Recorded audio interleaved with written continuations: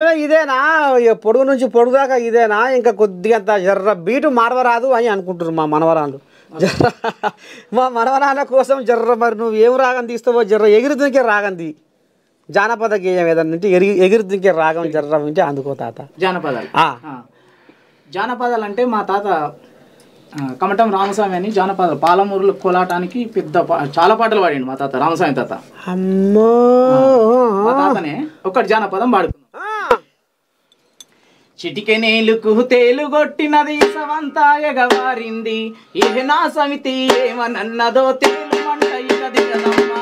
ఇహ నా సమితి ఏమనన్నదో తేలు మంట ఇక దిగదమ్మా.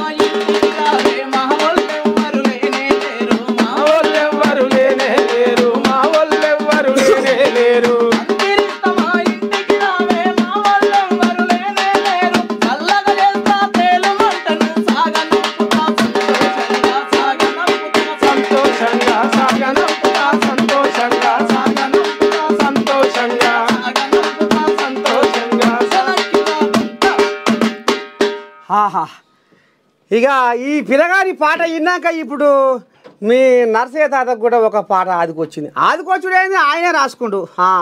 అది వెనకటికి నేను గొర్రెల కాస్తున్నా తాత. గొర్రెకాడు వే దినం ఏం చేయ గుడిసె మొత్తం గుడుస్తుంది గిదే దినం పుసురు తుప్పు ముసురు పెడుతుంది తుప్పర ముసురు పెడుతుంది గొర్రెల కొట్టం గురుస్తుంది. ఏం చేయదు ఎట్ట చేయదు ఏం చేయాలి ఇప్పుడు కమ్మలు కొట్టియాలంటే కూలోళ్ళు నాలోళ్ళు చెడ్డా పడ్డ ఓ 10-15 వేల ఖర్చు అవుతుంది. ఎట్టుబడి 1000-2000తోని ఖర్చు ఎలా తీసుకోవాలి ఆలోచన చేస్తే ఇక పోయినాం ఏటకాల చెరుకాల పోయినాం. చిన్న మరి పోవాలంటే మరి కావాలిగా ఇద్దరు కూలోళ్ళు కావాలి తప్పదుగా.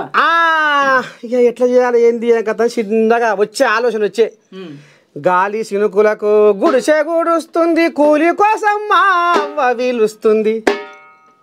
గాలి సినుకులకు గుడిసె గుడుస్తుంది కూలి కోసం మావ వీలుస్తుంది. నిన్ను చూడకుంటే మనసు నిలవాకుంది మాట్లాడుదామంటే టైం కుదరాకుంది. వస్తావా రంగమ్మో తుంగగొయ్యడానికి నా మనసులోని మాటను విప్పి చెప్పడానికి.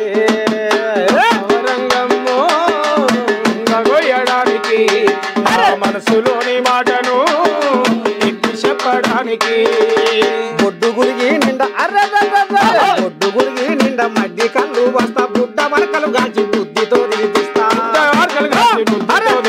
బుడ్డ మరకలు కాల్చి బుద్ధితో నువ్వు వస్తానంటే నేను ఎగిరి గంతేస్తా. నువ్వు వస్తానంటే నేను ఎగిరి గంతేస్తా. రానంటే రాళ్ళకు గుద్దుకొని చేస్తా. ఎట్లుంది కథ అంటే రెండు ఇటు పని కావాలి అంటే ఈ తుంగ కోసే పని కావాలి నా మనసు ఎందుకంటే ప్రేమ ఉంటుంది కదా తాత.